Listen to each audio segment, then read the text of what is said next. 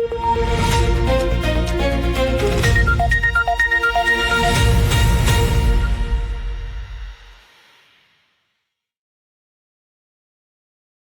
தமிழோடு இணைந்திருக்கிறீர்கள். ILC தமிழ் உயிரோடை தமிழில் அன்பர்களே, உலக நார்வல் நிகழ்ச்சியில் இணைந்திருக்கிறீர்கள். உலக நார்வல் நிகழ்ச்சியில் பிரித்தானியாவிலிருந்து பொறியியல் ஆய்வாளர் அரசு கிடைக்கின்றார். வணக்கம் அரசு. உயிரோடை தமிழ் உறவுகளுக்கு அன்பு வணக்கம். இன்னொரு நிகழ்ச்சி இணைந்திருக்கிறோம். தொடர்ந்து ஈரான், இஸ்ரேல், அமெரிக்காவுக்கு இடையிலான நிலைமைகளை பார்ப்போம். பேச்சுவார்த்தை முடக்கம் இவை தொடர்ந்த வண்ணமே இருக்கின்றது. எந்த ஒரு மாற்றத்தையும் காணவில்லை. டொனால்ட் ட்ரம்ப் அவர்கள் கூறுகின்றார், இந்த போரை வெகு விரைவில் நான் முடிப்பதற்கு தயாராக இல்லை என்று அவர் கூறியிருக்கின்றார். என்றால் தான் இறுதியாக வந்த முன்மொழிவு திருப்தி இல்லை என்று கூறியிருக்கின்றார். என்ன நடக்கின்றது? ஒரு முடக்க நிலையே காணக்கூடியதாக இருக்கின்றது. டொனால்ட் ட்ரம்ப் அவர்கள் கூறுகின்றார், தான் ஒரு நீண்ட இந்த முடக்கத்துக்கு தயாராக இருக்கின்றேன் என்று கூற. இது சாத்தியமா? என்ன நிலைமை என்பதை கூறுங்கள். டொனால்ட் ட்ரம்பின் அந்த நீண்ட முற்றுகை என்பது எவ்வளவு தூரத்துக்கு சாத்தியமாகும் என்பது உலகத்தின் பொருளாதாரம் மற்றது உலகம் இதுக்கு எவ்வளவு தூரத்துக்கு இதை தாங்கிக் கொள்கிறது என்பதை பொறுத்துத்தான் இருக்கின்றது. பொருளாதாரத்தை பற்றி நாங்கள் பின்னர் பேசுவோம். போரை பொறுத்தவரையில் இப்போது அவர் கூறியிருக்கின்றார், அதாவது காங்கிரசுக்கு அவர் ஒரு கடிதத்தை அனுப்பியிருக்கிறார் தனது சபாநாயகர்களாக. அதாவது போர் சண்டை முடிந்து விட்டது, ஆனால் இந்த போர் முடியவில்லை, போருக்கு இன்னும் ஒரு 60 நாட்களுக்கு அனுமதி வேண்டும் என்ற துணையில் தான் பேசியிருக்கிறார் காங்கிரசிடம். அதே சமயம் நீங்கள் பார்த்தீங்கன்னு சொன்னால் இந்த அதாவது $8.6 பில்லியன் பெறுமதியான ஆயுதங்களை கொடுத்திருக்கிறார். யாருக்கு என்று சொன்னால் இஸ்ரேலுக்கு 992 மில்லியனும், கட்டாருக்கு 2.5 பில்லியனும், UAEக்கு 147 மில்லியனும், குவைத்துக்கு கட்டாருக்கு 4 பில்லியன் டாலர்கள் ஆயுதமும், குவைத்துக்கு 2.5 பில்லியன் டாலர் ஆயுதங்களையும் கொடுத்திருக்கின்றார். அதில் கட்டாருக்கு நீங்கள் பார்த்தீங்கன்னு சொன்னால் 500 பேட்ரியாட் மிசைல்ஸ்களையும் அதன் பேட்டரிகளையும், 300 பேக் 2 மற்றது 200 பேக் 3 ரக ஏவுகணைகளையும் கொடுத்திருக்கின்றார். அதாவது அதே சமயம் நீங்க பாத்தீங்கன்னு சொன்னால் இப்ப பிரித்தானியா, போலந்து, லித்துவேனியா, ஈஸ்டோனியா போன்ற நாடுகளுக்கான ஆயுத பலங்களை நிறுத்தி இருக்கின்றார். மறுபலமாக பார்த்தால் உக்ரைன் மீதான ஒரு அழுத்தத்தை, அதாவது இந்த ஐரோப்பிய நாடுகள் வாங்குகின்ற ஆயுதம் உக்ரைனுக்கு போவது, அப்ப அதுக்கானதை குறைத்துக் கொண்டு இப்போது மத்திய கிழக்குக்கு அனுப்பி இருக்கின்றார். நான் நேற்று பேசியது போல அந்த மத்திய கிழக்கின் மீதான அவர் புதிய ஏவுகணைகளையும் அங்கு கொண்டு சென்றிருந்ததாக கூட நாங்கள் பேசியிருந்தோம். இப்போது பெருமளவான ஆயுதங்கள், அதே சமயம் 6500 தொன் பெருமதியான வகையான ஆயுதங்கள் இஸ்ரேலிலும் இறக்கப்பட்டிருக்கின்றன. இந்த நிலையில் ஒரு தாக்குதல் ஒன்றை, அதாவது இந்த ஆயுதங்கள் ஈரான் எதிர்த்தாக்குதலை முறியடிப்பதற்காக அல்லது அங்குள்ள தளங்களை பாதுகாப்பதற்காக இருக்கலாம் என்று கூறப்படுகின்றது. ஆனால் அதே சமயம் அமெரிக்காவில் கிட்டத்தட்ட இப்போது 61% மக்கள் இந்த போருக்கு எதிர்ப்பை தெரிவித்துக் கொண்டிருக்கிறார்கள். அதை இது ABC செய்தி நிறுவனம் போட்டிருக்கின்றது. இது இந்த வியட்நாம் சண்டைக்கு பிறகு மிக அதிகளவான மக்கள் இதற்கு எதிராக இருப்பது இதுதான் முதல் தடவை என்று. ஆனால் அதே சமயம் அமெரிக்கா பிரித்தானியாவில் உள்ள தனது மக்களுக்கு எச்சரிக்கையை விடுத்திருக்கின்றது. பிரித்தானியாவில் பயங்கரவாத தாக்குதலின் அச்சத்தின் எல்லை உயர்த்தப்பட்டிருப்பதால் அமெரிக்க மக்கள் பாதுகாப்பாக இருக்குமாறு அமெரிக்கா கூறியிருக்கின்றது. ஈரானை பொறுத்தவரையில் ஈரான் 2 விடயங்களில் தெளிவாக இருக்கின்றது. உங்களுக்கு தெரியும், இந்த வளைகுடா பெர்சியன் கல்ஃப் டேயின் போது மொய்தபா ஹமானி உரையாற்றியிருந்தார். அப்போது அவர் கூறியதில் 2 முக்கியமான விடயங்கள், அதாவது அணுசக்தி திட்டமும் ஏவுகணை திட்டமும் பாதுகாக்கப்பட்டவை, ப்ரொடெக்டட் என்று சொல்லியிருக்கிறார். அதை எந்த ஒரு காரணத்துக்காக அதை விட்டுக் கொடுக்க முடியாது என்று அவர்கள் கூறுகிறார்கள். என்று சொன்னால் தங்களிடம் ஏவுகணை இல்லை என்று சொன்னால் தாங்கள் இப்போது காசா எப்படி இருக்குதோ அதே போலதான் ஈரானும் இருந்திருக்கும் என்று அவர்கள் கூறியிருக்கிறார்கள். எனவே அதை விட்டுக் கொடுப்பதற்காக இல்லை என்று கூறியிருக்கிறார்கள். அப்ப இந்த நிலையில் நீங்கள் பார்த்தீர்கள் என்று சொன்னால் அல் உதை விமானத்தளம், அமெரிக்காவின் மிகப்பெரிய மத்திய கிழக்கின் மிகப்பெரிய விமானத்தளம், அது கடுமையாக சேதமடைந்திருப்பதாகவும் 21 நாடுகளை கண்காணிக்கின்ற அதன் அமைப்பு அப்படியே முற்றாக தகர்ந்து போயிருப்பதாகவும் கூறப்படுகின்றது. அதே நேரம் 16 தளங்கள் அமெரிக்காவின் தளங்கள் இன்று வரையிலும் பயன்படுத்தப்பட முடியாத அளவிற்கு சேதமடைந்திருப்பதாகவும் CNN போட்டிருக்கின்றது. இது முதல் சமரின் போது ஏற்பட்ட இழப்புகள். அமெரிக்காவின் தளங்கள் இன்று வரையிலும் மீண்டும் பயன்படுத்த முடியாத அளவில் இருக்கின்றன. 5வது தலைமையகம், கடற்படை தலைமையகம் கூட இன்று வரையிலும் ஒரு கப்பல் கூடி அங்கு இல்லை என்ற ஒரு நிலையில் இருக்கின்ற சமயத்தில் அமெரிக்கா மீண்டும் ஒரு போர் தொடர்பாக பேசிக் கொண்டிருக்கின்றது. ஆனால் ஈரானும் அதற்கான தயாரிப்புகளை கடுமையாக மேற்கொண்டு வருவதாக கூறப்படுகின்றது. ஈரானை பொறுத்தவரையில் இப்ப ஈரான் தாக்குதல் திட்டங்களை பார்த்தீர்கள் என்று சொன்னால், நாங்கள் நேற்று பேசியிருந்தோம், அவர்கள் இந்த இன்டர்நெட் கேபிள்களை தாக்குவதற்கான முயற்சிகளை மேற்கொண்டிருப்பதாகவும், அதாவது தாக்குவோம் என்று எச்சரிக்கை விடுத்திருக்கிறார்கள். அதே சமயம் இந்த அமெரிக்கா கடற்படையின் முற்றுகையை தகர்ப்பதற்காக சோவியத் போர் டால்பின்களை பயன்படுத்துவது குறித்து ஈரான் பரிசீலித்து வருவதாக, கடற்படை மற்றும் முற்றுகையை மேற்கொள்ளும் அமெரிக்க கப்பல்களை தகர்ப்பதற்கு அவற்றை உயிருள்ள தற்கொலை தாக்குதல் கன்னிவடிகளாக பயன்படுத்த அவர்கள் திட்டமிட்டுள்ளதாகவும் இப்போது தெரிவிக்கப்படுகின்றது. சோவியத் ஒன்றியத்தின் வீழ்ச்சிக்கு பிறகு 2000 ஆண்டுகளில் முற்பகுதியில் ஈரான் உக்ரைனிடமிருந்து போர் டால்பின்களை வாங்கியதாகவும், அதன் பயிற்சி தளம் ஹசத்சியா பகுதியில் வளைகுடாவில் மாற்றப்பட்டதாகவும், அந்த டால்பின்கள் கிட்டத்தட்ட 25 தொடக்கம் 50 ஆண்டுகள் வரை வாழும் என்று சொல்லியும், வளர்ப்பிடங்களில் அவற்றில் ஆயுள் காலம் குறைவாக இருந்தாலும் ஈரான் அவற்றை தனது தாக்குதல் உத்திகளுக்காக மாற்றி அமைத்திருக்கலாம் என்றும் கூறப்படுகின்றது. அதே சமயம் ஈரான் புதிய ஏவுகணைகளையும் பரீட்சித்து பார்த்திருக்கின்றது. பல ஏவுகணைகள் இன்னும் தாங்கள் பயன்படுத்தவில்லை தாக்குதலில் என்று கூறியிருக்கின்றது. வளைகுடா நாடுகளுக்கு இப்ப அமெரிக்கா இவ்வளவு ஆயுதங்களை கொடுத்தாலும் இதே அளவு ஆயுதங்கள், இதை விட அதிகமான ஆயுதங்கள் முன்னர் இருந்தன. கிட்டத்தட்ட 40 பெட்ரியாட் பேட்டரிகள் முன்னர் இருந்தன. எத்தனையோ ஆயிரம், இப்ப நீங்கள் பாத்தீங்கன்னு சொன்னால் தென் கொரியா, ஜப்பான், மற்றது தாய்வான், இந்த தாய்வான்ல கிட்டத்தட்ட 9 ஆர்ட்லரி பெட்ரியாட் பேட்டரிகள் இருக்கின்றன. 3 நாடுகளையும் சேர்த்தா கிட்டத்தட்ட 40 பேட்டரிகள் இருக்கின்றன. அந்த அளவு பேட்டரிகள் தான் இங்கே இருந்தன, இங்க மத்திய கிழக்கில். ஆனால் அந்த முதல் இந்த 40 நாள் சண்டையின் போது அவற்றால் உண்மையில் பாதுகாக்க முடியவில்லை. இனியொரு சண்டை சில சமயங்கள் ட்ரம்ப் ஒரு குறுகிய ஒரு தாக்குதலை மேற்கொள்ள திட்டமிட்டிருக்கிறாரோ தெரியவில்லை. கூறினீர்கள், அமெரிக்கா பல நாடுகளுக்கு ஆயுதங்கள் வழங்கியது என்று நீங்கள் கூறும்பொழுது, உங்களுக்கு தெரியும், அமெரிக்காவில் தேர்தல் நடந்த காலத்தில் இந்த மகா மேக் அமெரிக்கா கிரேட் அகெயின் என்ற அந்த அமைப்பினூடாக நிறைய தனவந்தர்கள், நிறைய ஆதரவு கிடைக்கப்பட்டது டொனால்ட் ட்ரம்ப் அவர்களுக்கு. அதிலிருந்து இப்பொழுது மெதுமெதுவாக பலர் வெளியில் வருகின்ற செய்திகள் வருகின்றது. இப்ப நீங்கள் கூறிய அந்த ஆயுதம் கொடுப்பது, அது தொடர்பாக கூட டொனால்ட் ட்ரம்பினுடைய ஒரு மிக நெருங்கிய ஒரு கூட்டாளி டெய்லர் கிரீன் என்பவர் இஸ்ரேலுக்கு கொடுக்கின்ற நிதியை கடுமையாக சாடி இருக்கிறார் என்ற செய்திகள் வந்திருக்கின்றது. என்னுடைய கேள்வி என்னவென்றால், இப்ப டொனால்ட் ட்ரம்பை பொறுத்த மட்டில் அவருடைய கல்வி தொடர்பாக பலர் பலவிதமான கருத்துக்களை கூறுகிறார்கள். உண்மையா அவரை பார்த்தீர்கள் என்றால் அவர் ஒரு ரியல் எஸ்டேட், அவரை சுற்றி இருப்பவர்களும் வியாபாரிகளும் ரியல் எஸ்டேட்காரர்களும் தான் இருக்கிறார்கள்.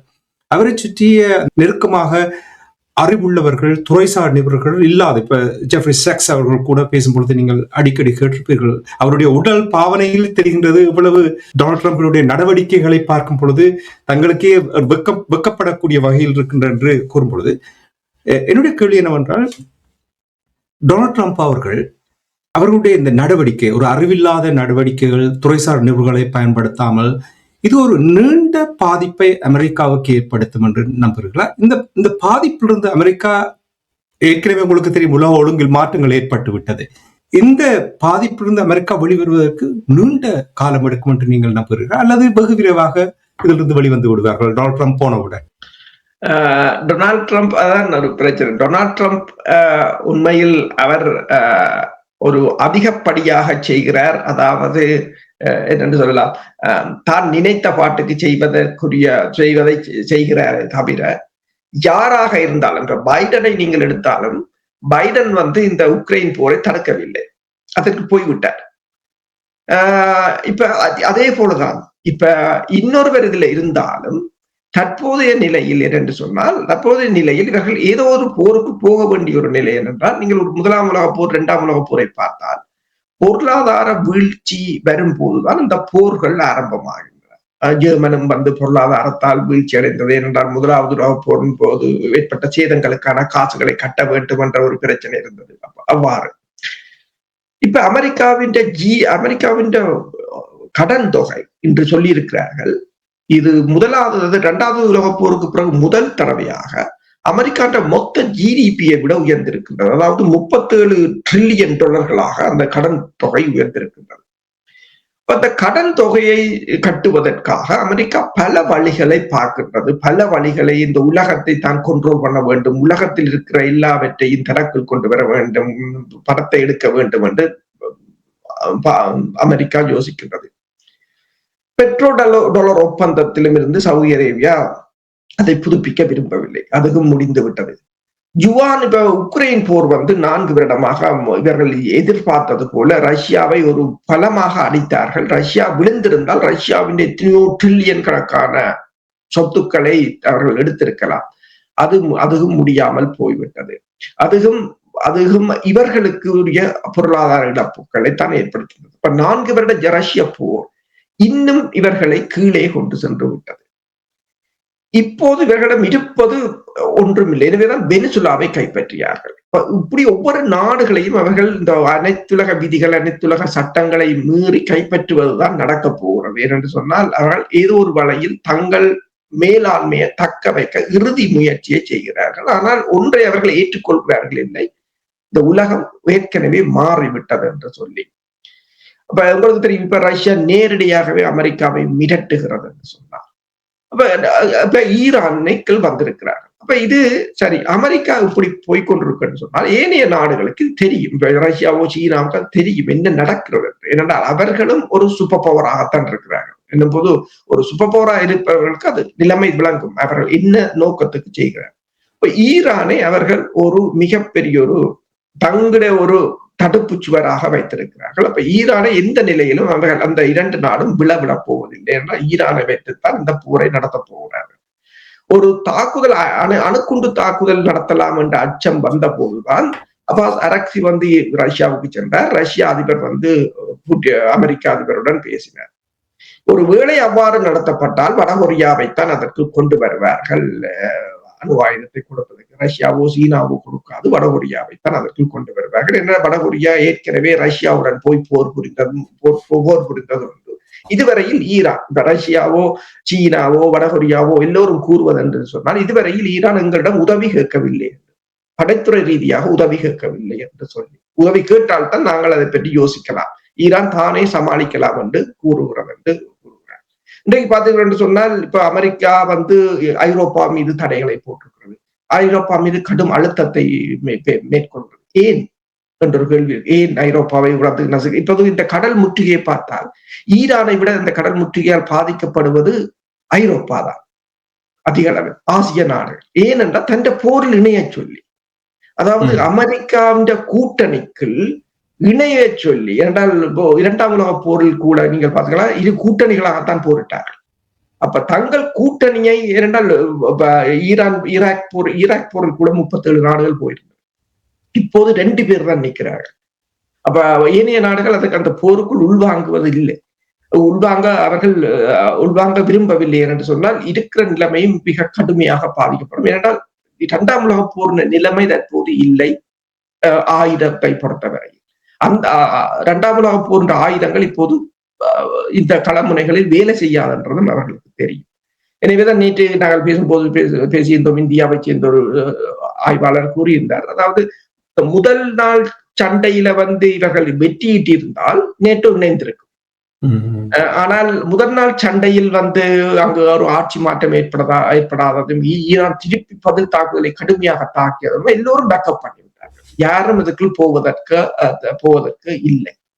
இப்ப என்ன கூறுகிறார்கள் என்று சொன்னால், சரி இப்ப ஈரானுடன் இவ்வளவு பிரச்சனை, இப்ப சரி தாய்வானோடு ஒரு சண்டை என்று அமெரிக்கா போகுமாக இருந்தால் ஈரானை விட 20 மடங்கு பலமாக தாக்கும் சீனா. என்ன சீனாவின் ஆயுத பலம் ட்ரோன்களும் தெரியும் உங்களுக்கு.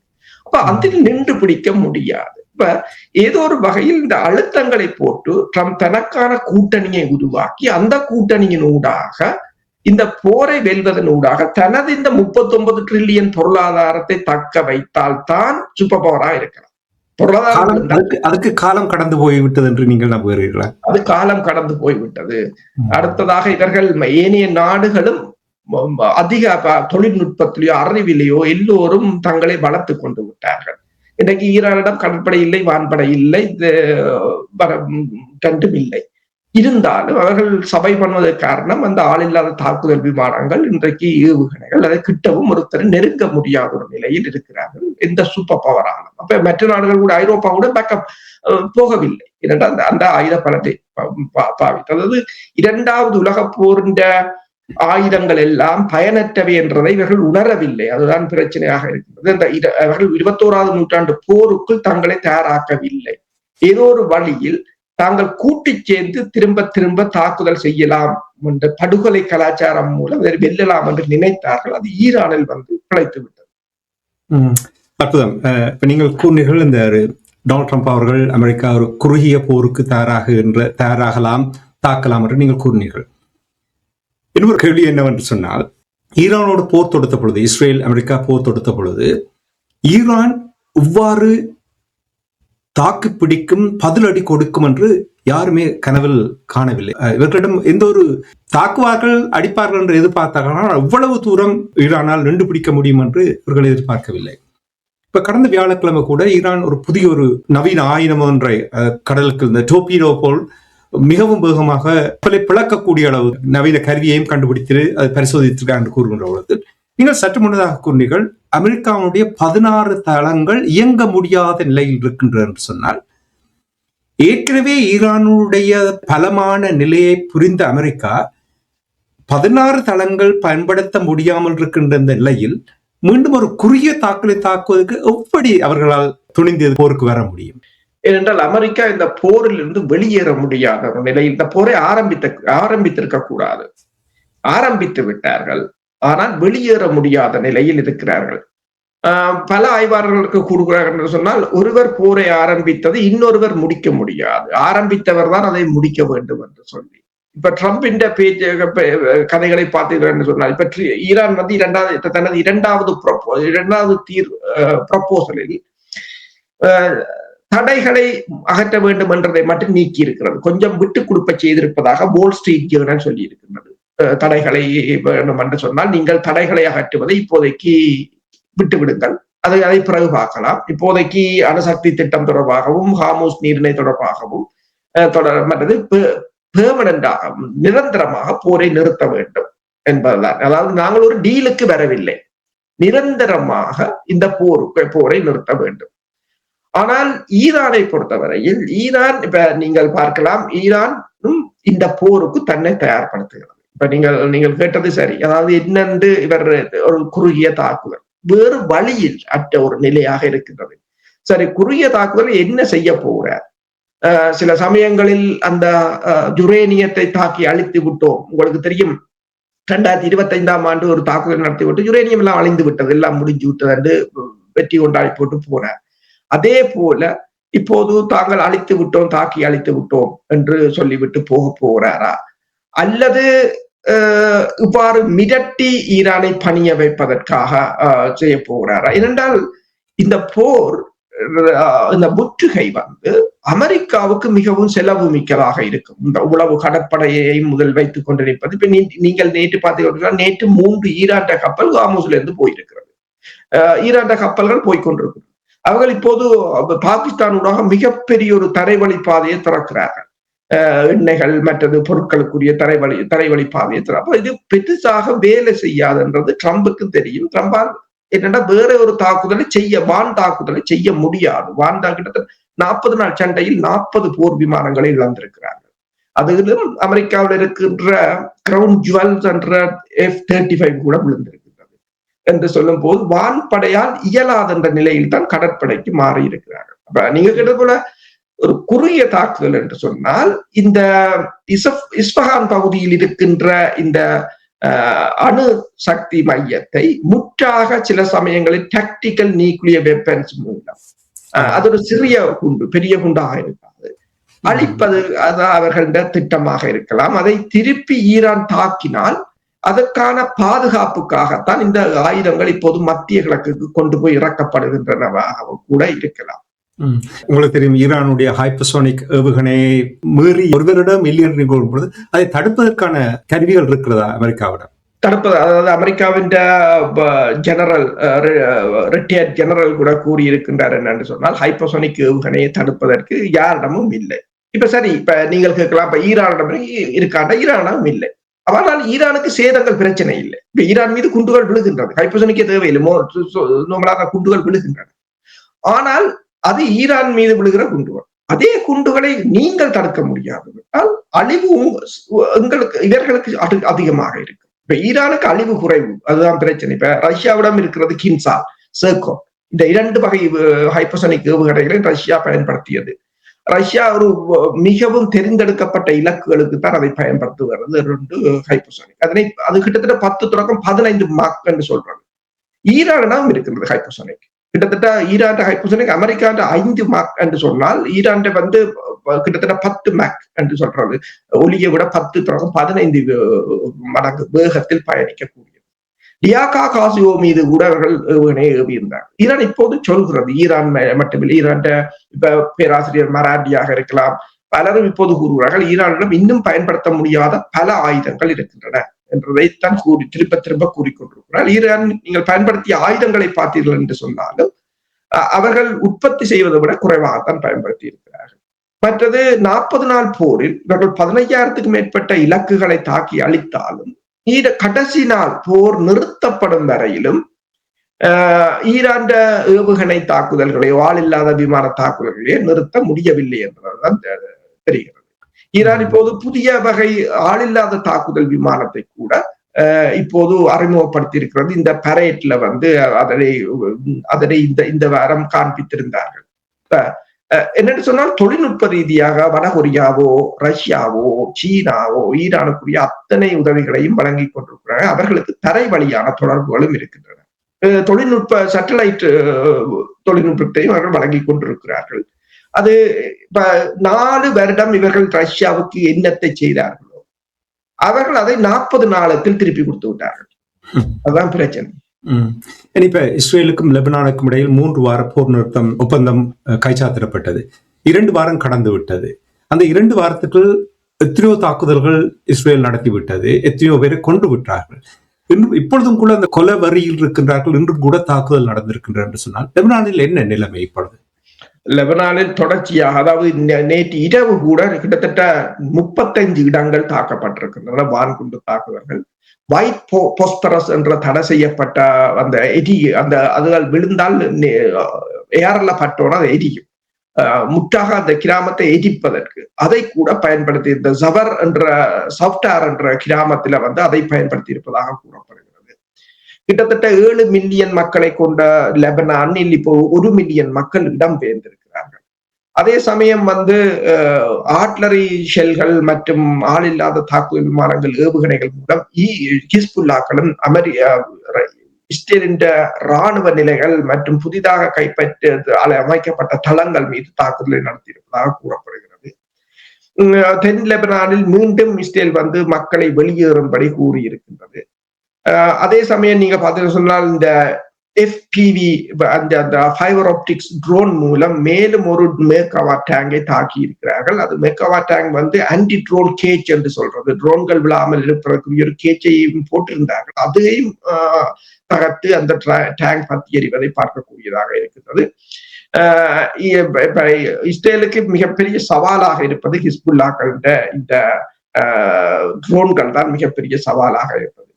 இந்த போரை பொறுத்தவரையில், அதாவது இப்ப ஈராக்கை எவ்வாறு அமெரிக்கா ஈரான் போரின் போது இழக்கிற நிலைக்கு வந்திருக்கின்றதோ அதே போல லெபனானும் கவிழலாம், லெபனான் அரசும் கவிழக்கூடிய ஒரு நிலைக்கு வரப்போகிறது போலதான் இருக்கிறது என்று கூறுகிறார்கள்.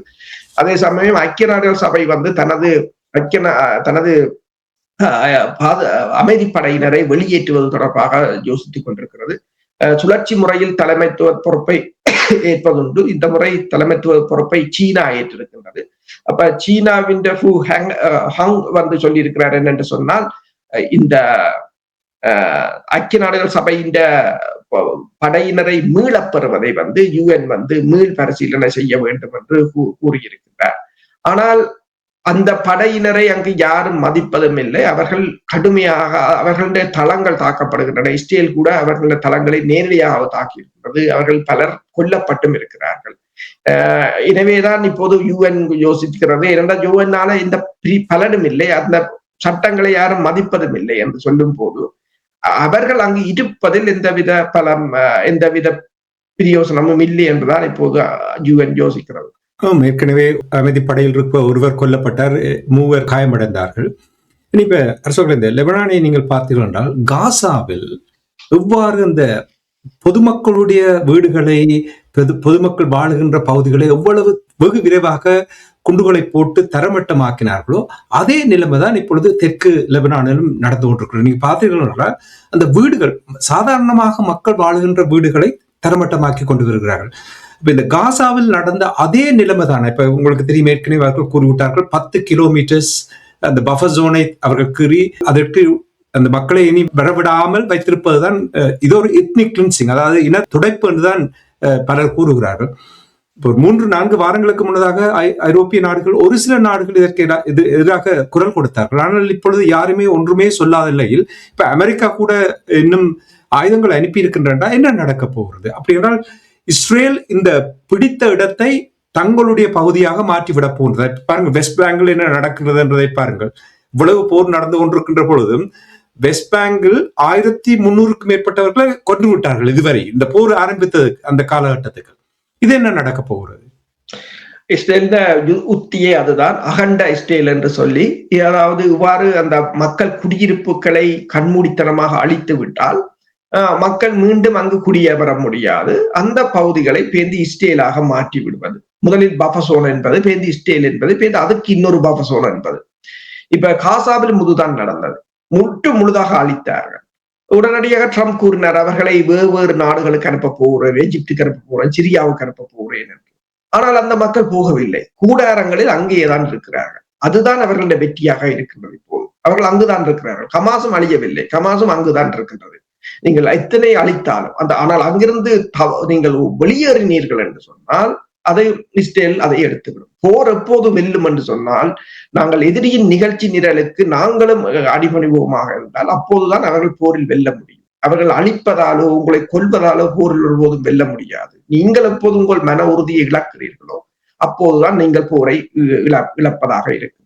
ஈரான் ஏன் இந்த போரில் வெற்றி பெற்றிருக்கிறது என்று சொன்னால் ஈரான் இன்னும் தன் மன உறுதியை இழக்கவில்லை. அவர்கள் அந்த போராடுற தன்மையை அவர்கள் இன்று வரையிலும் விட்டுக் கொடுக்கவில்லை. அப்படியேதான் இருக்கிறார்கள். எந்த அழிவு வந்தாலும் எத்தனை தலைவர் வந்தாலும் அவர்களை பொறுத்தவரையில் அந்த ஒவ்வொரு மக்களிடமும் அந்த உணர்வு இருக்கின்றது.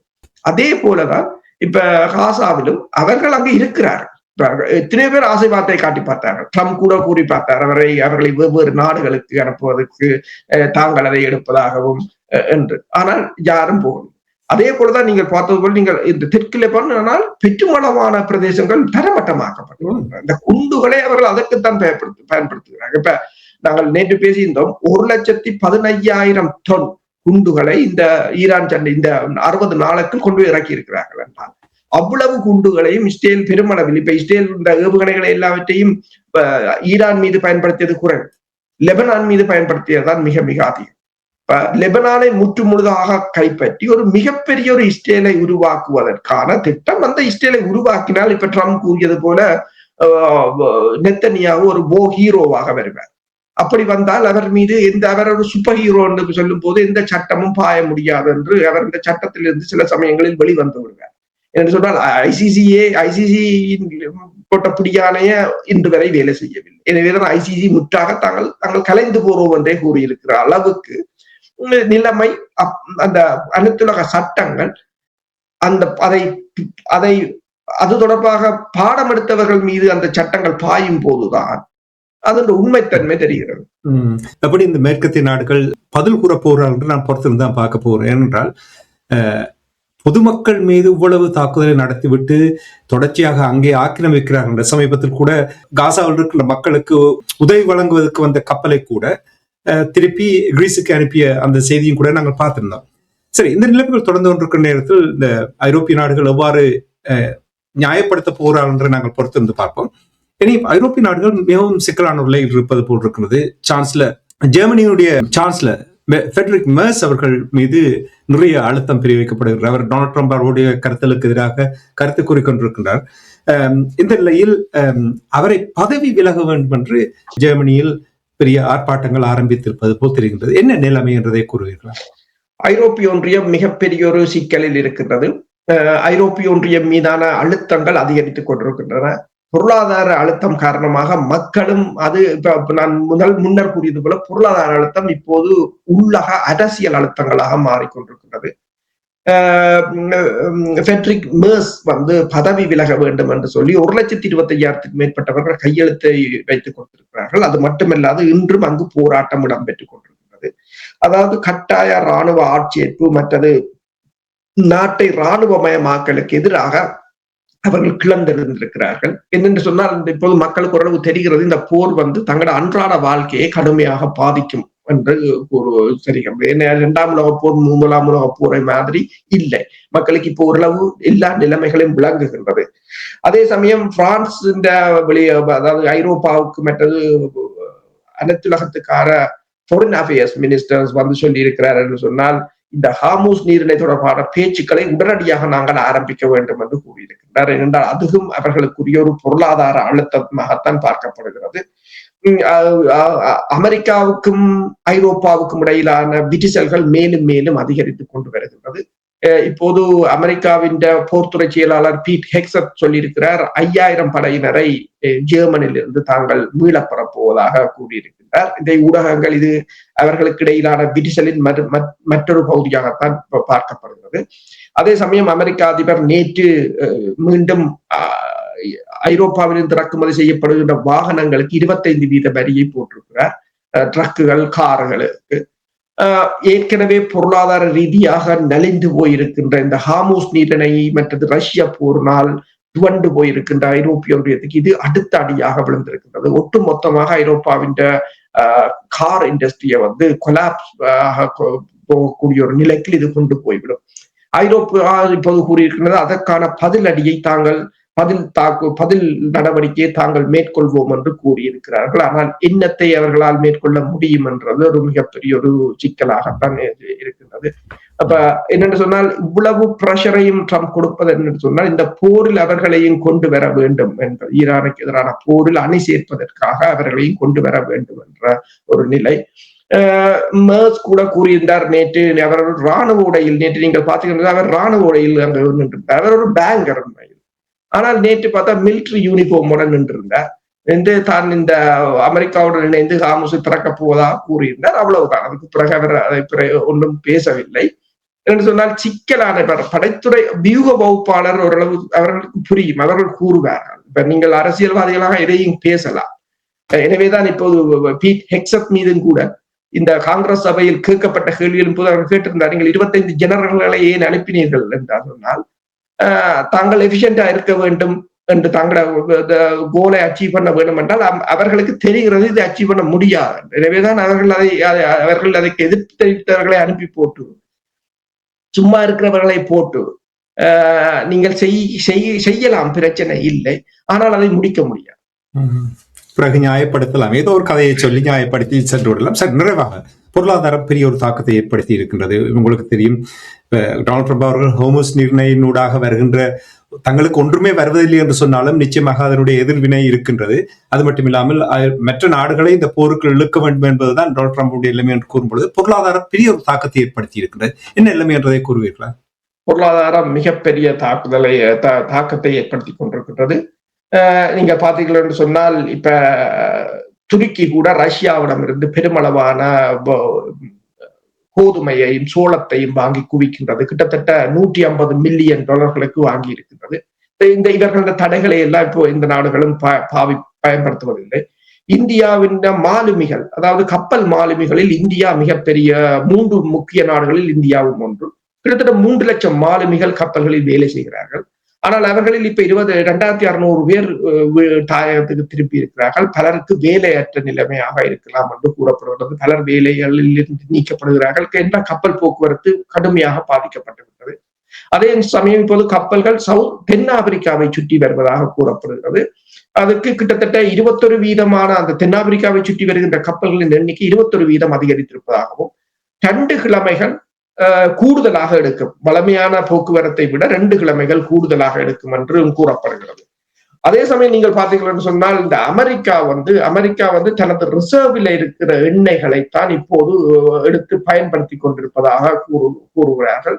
அதாவது அமெரிக்காவின் ரிசர்வில் இருந்து ஒவ்வொரு நாளும் 1 மில்லியன் பேரல் வெளியில் எடுக்கப்படுவதாகவும், வளமையாக ரிசர்வ்ல 714 மில்லியன் பேரல்கள் இருக்க வேண்டும், இப்போது 397 பேரல்கள் தான் இருப்பதாகவும், அது பெருமளவில் குறைந்து விட்டதாகவும், இது வரலாற்றிலேயே இவ்வாறு குறைந்ததாக இல்லை என்றும் கூறுகிறார்கள். அதே சமயம் நீங்க பாத்தீங்கன்னு சொன்னால் இப்ப இந்த பென்டகன் கூறியிருக்கிறது, தாங்கள் ஈரான் மீதான இந்த முற்றுகையால் ஈரான் 4.8 பில்லியன் ஒயில் வியாபாரத்தை தடுத்திருப்பதாகவும், தாங்கள் ஈரான் 30 ஒயில் டேங்கர்கள் கடலில் சுத்தி கொண்டிருப்பதாகவும், அவற்றை தாங்கள் அதாவது விற்பனை செய்ய விடாமல் தடுத்து விட்டதாகவும் கூறியிருக்கிறார்கள். ஆனால் கடந்த 24 மணி நேரத்தில் 3 ஈரானிய டேங்கர்கள் அந்த ஹார்முஸ் நீரிணையினூடாக போயிருக்கின்றன. இதே நேரம் நீங்க பாத்தீர்கள் என்று சொன்னால் இந்த அமெரிக்காவின் ஷாலி பெலியோ என்றவர் வந்து பைனான்சியல், அதாவது நிதி ஆய்வு அனலிஸ்டாக இருக்கிறார். அவர் கூறியிருக்கின்றார், அமெரிக்காவில எல்லா பொருட்களும் எவ்வளவு விலை இந்த ஈரான் போருக்கு பின்னர் எவ்வளவு தூரம் விலை ஏறி இருக்கிறதுன்றதை அவர் ஒரு கணக்காக தன் ட்விட்டர் தளத்தில் போட்டிருக்கிறார்.